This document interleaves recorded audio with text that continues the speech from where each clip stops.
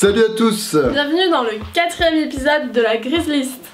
Comme le disait une amie à moi, allons-y, let's go. C'est parti les amis.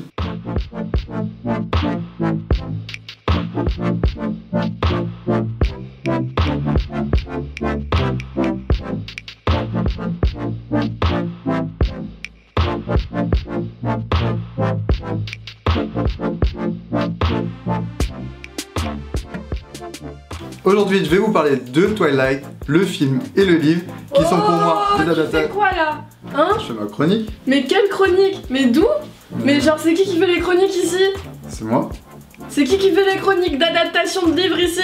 C'est toi. Voilà. Et là, tu fais quoi? Une adaptation. Non, tu racontes ta vie, on s'en fout, ok? Fais ton travail là, vas-y, fais pas de la merde, putain. Ok, ça marche.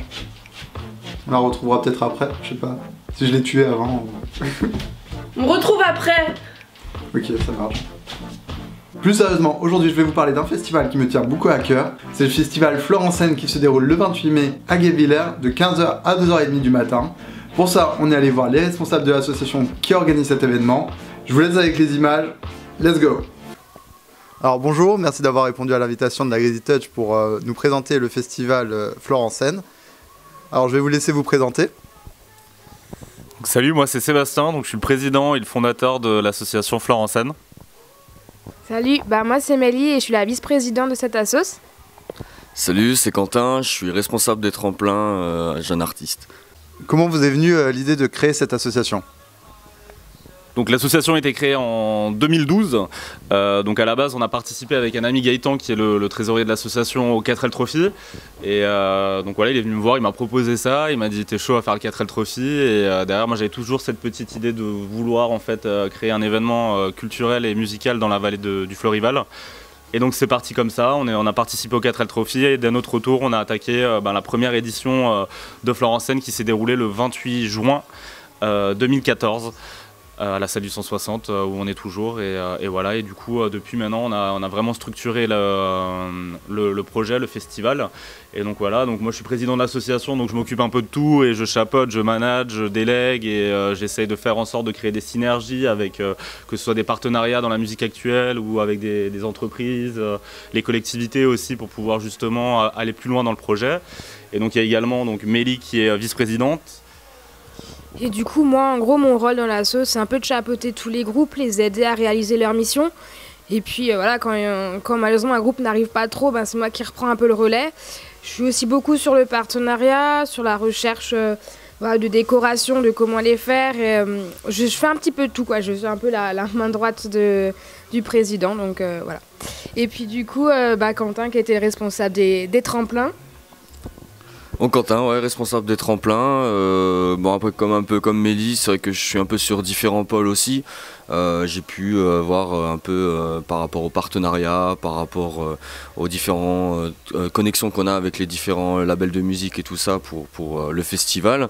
Et sur le côté tremplin, j'accompagne en fait les jeunes talents des lycées, des différents lycées avec lesquels on travaille, sur un accompagnement scénique, de la prestance, pour que leur prestation se passe le mieux possible. Vous en êtes maintenant à la 3e édition de ce festival. On aimerait savoir comment se déroule la préparation d'un tel festival en fait. Donc la préparation du festival est assez longue, dès que l'édition est bouclée, en fait, on attaque directement la nouvelle édition. On fait une réunion en fait une semaine après le festival. On regarde quels ont été nos points forts, nos points faibles, pour pouvoir justement améliorer, proposer un show de meilleure qualité. Et voilà, donc après il y a plein de sujets, donc on rattaque les partenariats, on attaque les tremplins directement. Donc dans les lycées, il y a beaucoup de communication à faire dans les lycées pour justement chercher des artistes. Voilà, par exemple cette année, on a fait une grosse mission avec l'Agence culturelle d'Alsace. Donc on a fait la distribution de la carte Vitaculture dans l'ensemble des établissements partenaires du festival Flore en Scène. Et donc on a distribué, je crois, plus de 1000 cartes sur une semaine. Donc c'est un super résultat. Et voilà. Et donc à savoir, c'est que le festival aussi, il y a un prix Vitaculture en pré-vente. Donc tous les jeunes qui ont la carte Vitaculture pourront venir au festival pour la modique somme de 5,50 €. Donc on a parlé des artistes, vous les choisissez comment? C'est eux qui viennent ou vous leur envoyez des messages pour les motiver ou comment ça se passe? D'accord. Bah, sur les artistes en fait principalement, moi je bosse principalement là-dessus. Après voilà, donc pour les artistes, on regarde ce qui se passe sur la scène locale, on va voir des concerts, on prend du temps pour les voir, pour les écouter. Alors sur les premières éditions, c'est plus nous qui allions vers les artistes pour les programmer. Sur la 3e année, donc sur cette 3e édition, on a eu plus de 60 demandes d'artistes alsaciens et même des fois d'autres de français, on va dire, voilà, pour rester vraiment alsaciens, qui sont venus nous demander pour pouvoir participer. D'où vous est venue l'idée des tremplins? Pourquoi? Quel est l'intérêt? Quel est le cachet pour le festival d'avoir des tremplins? Et qu'est-ce que ça apporte aussi aux gens qui participent à ce tremplin? Les tremplins, qu'est-ce que ça apporte aux lycéens? Nous, ça nous apporte de la satisfaction sur le fait qu'à l'époque, quand on était dans les lycées, on était soit tous musiciens ou on avait des potes qui étaient musicos. Et c'est vrai que il n'y avait pas de lieu ou d'événement qui permettait de pouvoir montrer son talent en fait au grand public. On a remarqué que la plupart des lycées dans les alentours, il y avait énormément de groupes. Que ce soit des groupes parce que c'est aussi des artistes solistes au piano ou simplement à la guitare-voix. Ça leur donne une chance aussi de pouvoir vivre, même si l'aventure est courte ou s'ils vont jusqu'à la finale, ça leur permet d'avoir eu une expérience scénique qui est quand même une expérience juste extraordinaire.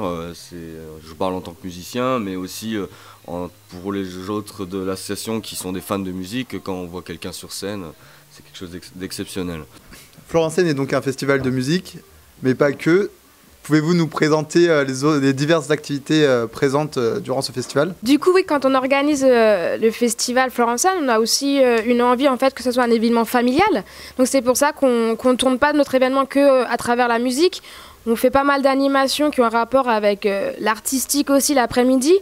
Donc on a des magiciens, on a des danseurs, on a Geek Center qui est un magasin de jeux et qui propose un stand de jeux vidéo destiné à tout public. On a l'IEAC qui est une école de céramique et donc qui eux ont un stand où proposent en fait au public de faire de la céramique.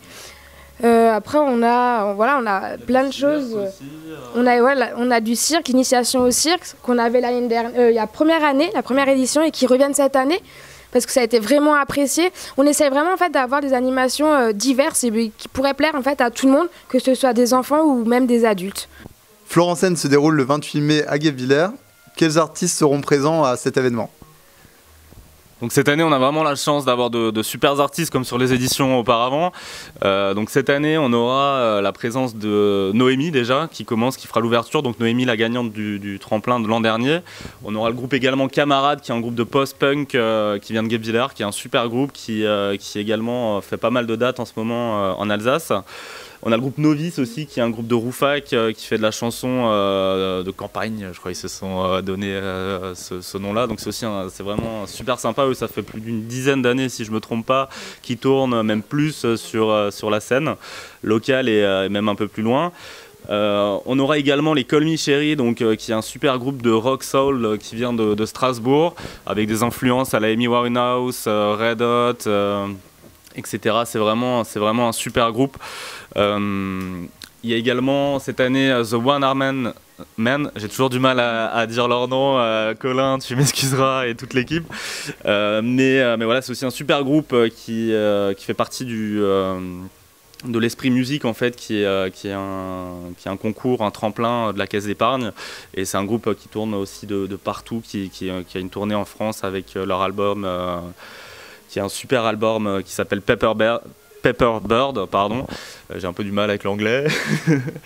On a également cette année la présence des D-Bungers, qui est un super groupe de hip-hop de Mulhouse. On est vraiment trop content de les avoir parce que certains viennent de Guebwiller aussi, et c'est vraiment un groupe qui va nous envoyer du pâté, et on est trop content de les avoir.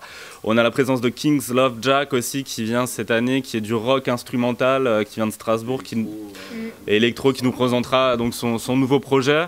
On a Volve aussi, qui est donc le DJ des Catarva, si je ne me trompe pas, Quentin, et qui vient nous faire aussi son projet solo. Et cette année, on a Claudio Capéo, voilà, qui a une super actu aussi, et on est vraiment très content de l'avoir. Claudio qui vient de Cernay, qui est passé à The Voice, et qui depuis, avec son nouveau single Un homme debout, est en train de faire un carton, et on est vraiment super heureux de l'avoir. Et en plus de ça, on va revoir Gilles, qui était là sur la première édition, donc ça nous fait aussi super plaisir de l'avoir. Donc voilà, cette année on a une petite prog, ça n'a pas été évident de faire des choix, mais en tout cas on est super content et ça va être un super show. Vous nous avez bien présenté le festival, maintenant on voudrait savoir les infos pratiques. Du coup, pour la billetterie, vous pouvez acheter vos billets donc, au Leclerc de d'Issenheim, donc à l'espace culturel. On a aussi chez Woodstock Guitar à Ensisheim. Ensuite, pour les tarifs, donc ça sera à 5,50 en Vitaculture en pré-vente. On a les pré-ventes à 8 € aussi. Et sur place, ce sera 10 €. Mais bon, vu le nombre de concerts, on trouve que c'est plutôt cool. Et puis, vous aurez aussi, on propose de la restauration. Donc, il y aura de quoi manger des tartes flambées que nous faisons maison. Et des frites et la buvette. Donc voilà, c'est un peu tout ce qu'il y aura. Du super vin, de la super bière, pas chère, et voilà, merci. Moi, je tenais à remercier toutes les bénévoles aussi, et toutes les personnes qui nous ont suivis, les parents, les entreprises qui sont partenaires, les associations qui sont partenaires avec nous aussi cette année, comme Défi Ressourcerie à Guebwiller qui va nous fournir tout le mobilier. Et voilà, les Dominicains, la Caisse d'épargne, j'en oublie plein encore sûrement, la ville de Guebwiller qui nous aide aussi. Les artistes aussi qui nous font confiance, et le public et la Grizzly Touch aussi pour cette superbe interview. Voilà, merci. J'espère que vous avez apprécié cette interview. Si vous en voulez plus, checkez la page Facebook La Grizzly Touch, il y aura la version longue. Sur ce, nous on se retrouve le 28 mai à Guebwiller de 15h à 2h30. On sera toujours là. Je vous laisse avec Gwen et sa super chronique. C'est parti. Alors, aujourd'hui, je vais vous parler de Danish Girl, qui est un film réalisé par Tom Hooper, qui a également réalisé Discours d'un roi et Les Misérables, il y a un peu longtemps maintenant. Dedans, il y a Eddie Redmayne, Alicia Vikander, Ben Whishaw, Amber Heard, bon voilà, il y a du beau monde. Le livre qui a été inspiré du film, le film a été inspiré du livre de David Ebershoff et du véritable journal intime de Lily Elbe. Donc ça parle d'une histoire vraie, c'est inspiré d'une histoire vraie, puisque le film et même le livre sont assez romancés. C'est l'histoire d'Einar Wegener et de Greta Wegener, qui sont mariés, qui sont artistes peintres tous les deux, qui vivent au Danemark. Et un jour, Einar pose pour sa femme en tant que modèle féminin, puisque son modèle a eu un empêchement, alors il prend sa place et il se... Enfin, on va pas dire qu'il se travestit parce qu'il met juste des bas et il enfile rapidement une robe. Et à ce moment-là, le déclic se fait, il se rend compte qu'il a toujours voulu être une femme et il va créer le personnage de Lily. Ce que j'ai aimé dans le film, c'est justement tous ces passages où on voit l'architecture danoise, où on remarque, où tous les paysages que Einar peut peindre de son enfance à Vejle, je crois que c'est dans le film, c'est Vejle. Genre donc les marais, les arbres, les lacs, les petites fermes, enfin tout ça, on le voit vraiment dans le film. Et c'est le genre de plan large qui m'ont vraiment marqué. Ensuite il y a la musique, j'ai vraiment adoré la bande son, qui a été faite par...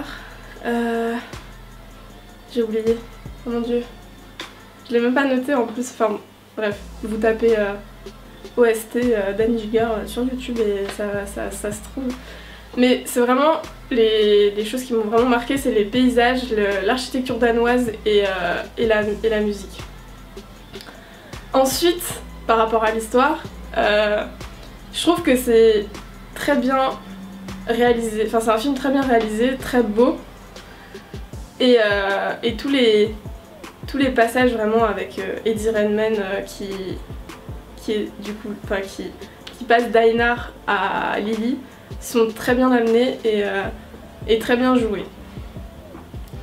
La femme d'Einar, Greta, qui est jouée par Alicia Vikander et qui a eu 2 récompenses dont un Oscar pour de meilleure actrice. Elle joue magnifiquement bien et je trouve qu'à certains moments elle joue même mieux que le personnage principal, que Eddie Redmayne. Vraiment, enfin, avant toute l'histoire de ce changement de sexe et du travestissement d'Einar, je trouve que c'est surtout une superbe histoire d'amour. Enfin, Greta, à aucun moment dans le film, ou même dans le livre, elle va se plaindre ou elle va penser qu'elle devrait passer avant le bonheur d'Einar. Enfin, elle fait tout vraiment pour qu'Einar se sente bien dans sa peau et pour qu'il aille jusqu'au bout, vraiment. Enfin, elle l'accompagne, elle va chercher des rendez-vous chez le médecin, alors que ça pourrait être une situation vraiment difficile à vivre. Et Greta, jusqu'au bout, elle sera amoureuse de lui et elle va tout faire pour le rendre heureux, même si au final il va devenir une femme. Donc pour moi c'est une très belle histoire d'amour et j'encourage tous les gens en couple à suivre ce modèle de couple. Voilà. Soyez tolérants de votre partenaire et aidez-le à vivre heureux. Voilà, c'est beau. Ensuite, qu'est-ce qui m'a encore marqué? Là, je ne sais plus, je pense que... Enfin si, les plans, le cadrage, bon après c'est un cadrage propre à Tom Hooper. Même dans Discours d'un roi, bon j'ai pas vu Les Misérables par contre, parce que même si j'aime les comédies musicales, j'ai pas été vraiment marquée et vraiment enthousiaste par rapport à cette comédie musicale. Du coup dans Discours d'un roi c'est pareil, là aussi en général les acteurs ils sont écrasés par les plans larges, par les lieux, enfin par l'espace en fait. Et en fait à chaque fois on est là, à un moment donné il y a Einar et Greta qui rentrent d'une soirée et ils sont dans la rue avec les pavés, l'architecture danoise avec les maisons à colombage, tout ça. Et en fait ils sont vraiment petits dans le plan, enfin, il y a le plan qui est comme ça, ils doivent peut-être être à genre 20%, enfin ils doivent combler 20% du plan, même pas. Et il y a vraiment toute l'architecture et toutes les maisons qui les écrasent en fait. Et je trouve que cette manière de filmer est très intéressante. À chaque fois ça retranscrit par exemple l'humeur ou l'état d'esprit de chaque personnage à ce moment-là. Et c'est très intéressant et c'est très intelligent de filmer comme ça je trouve. Donc voilà, ensuite on va passer au livre. Donc le livre de David Ebershoff, qui est d'ailleurs, la couverture c'est l'apéritif qui date de 1928 il me semble, donc une peinture de Greta Wigner, donc représentant Lily Elbe, donc Einar en femme. Je vais tomber. Donc le livre, j'ai d'abord vu le film et après j'ai lu le livre parce que j'ai pas reçu le livre à temps. Et je pense que si j'avais d'abord lu le livre, j'aurais été un peu moins déçue que je le suis maintenant. Parce que j'ai fini de le lire il y a 3 jours et vraiment j'ai eu beaucoup de mal à entrer dans l'histoire. Alors qu'après le film, tout ce que j'avais envie c'était d'en savoir plus, de rentrer vraiment dans la vie de Lily et d'Einar et de Greta. Et en lisant le livre, j'ai pas retrouvé cet enthousiasme en fait. Genre à chaque fois qu'on commence de lire, y a une description par exemple sur Einar qui se travestit et on veut savoir comment est Lily. Et en pleine description, on se retrouve avec un flashback de la vie de Greta avant qu'elle rencontre Einar. Et du coup c'est frustrant, on est là, mais non, moi je veux savoir ce qui se passe, je veux savoir comment elle est, je veux savoir comment elle marche, je veux savoir je veux tout savoir. Et non, on est coupé par ce flashback. Et pendant toute la lecture du livre, à chaque fois qu'il y a un moment important ou plus ou moins important, ou on est frustré par ces flashbacks qui arrivent sans prévenir. Et je sais pas si du coup ça m'a empêché vraiment d'apprécier le livre ou pas. Parce que je vais pas dire que j'ai détesté le livre non plus, parce que je pense que... Enfin moi j'ai bien aimé quand même le livre, mais au final j'étais toujours frustrée par ces moments et ça me coupait dans mon élan en fait. J'étais là, allez, on va lire le livre en entier, aujourd'hui on va lire 100 pages, et ben non au final je lisais 30 pages parce que j'avais eu 3 flashbacks et que j'en avais marre d'en avoir.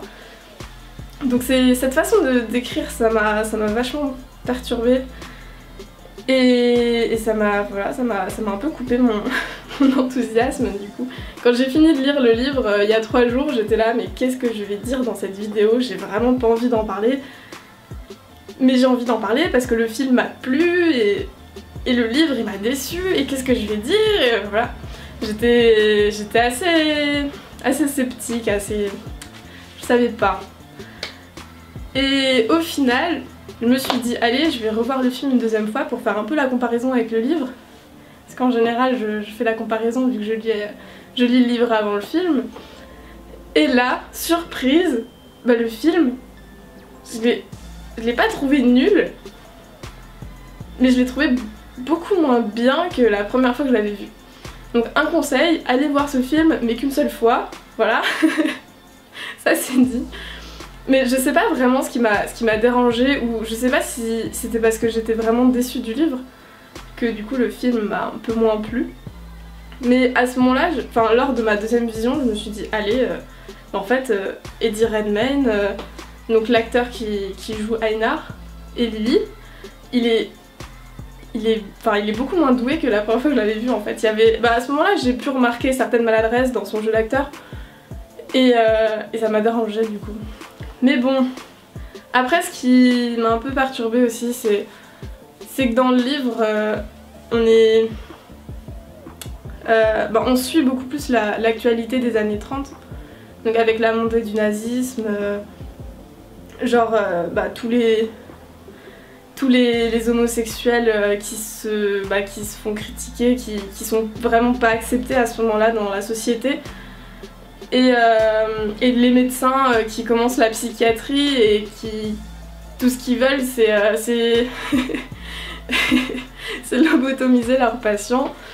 Enfin bon, dans le livre on a beaucoup plus de détails là-dessus, alors que dans le film c'est un peu, voilà, il n'y a qu'une scène vraiment où on remarque que Einar il se fait tabasser du coup parce qu'il est en femme, il est efféminé on va dire, mais ça se passe assez bien quand même pour lui. Et dans le livre il y a beaucoup plus de moments intenses comme ça, où on ressent sa détresse, on ressent sa dépression, on ressent son mal-être vraiment, et on comprend beaucoup plus pourquoi il a vraiment ce besoin de devenir une femme. Et c'est à ce moment-là que je me suis rendu compte que dans le film, ils allaient vraiment pas plus loin en fait. Et ça m'a un peu dégoûtée, j'étais là mince. Mais j'aimais bien ce film avant, maintenant je sais pas. Et voilà, donc franchement, je vous conseille quand même d'aller voir ce film parce que même si c'est une histoire qui se passe dans les années 30, je trouve que actuellement c'est un sujet très important et c'est très actuel en fait, on en parle souvent quand même. Et lisez le livre quand même. Bon, je pense que ce serait plus intéressant de lire en même temps le journal intime de Lily Elbe qui s'appelle Man into Woman et qui a été édité par Niels Hoyer, je ne sais pas. Je mettrai les liens dans la description de toute manière. Voilà, moi je l'avais trouvé qu'en anglais, donc après je sais pas trop, je verrai si un jour je suis vraiment motivée à faire ma meuf bilingue comme ça. Et voilà, donc j'espère que ça vous a plu. Et n'hésitez pas à commenter, liker, partager sur vos réseaux et comme d'habitude on prend vos critiques au maximum parce que ça nous aide à progresser tout simplement. on se retrouve la semaine prochaine pour la grise interview de Tao. Et fin du mois, on a une petite surprise pour vous. Donc voilà, donc je n'en dirai pas plus parce que j'aime pas spoiler et que c'est mal de spoiler, ne spoilez pas. Voilà, donc à toutes!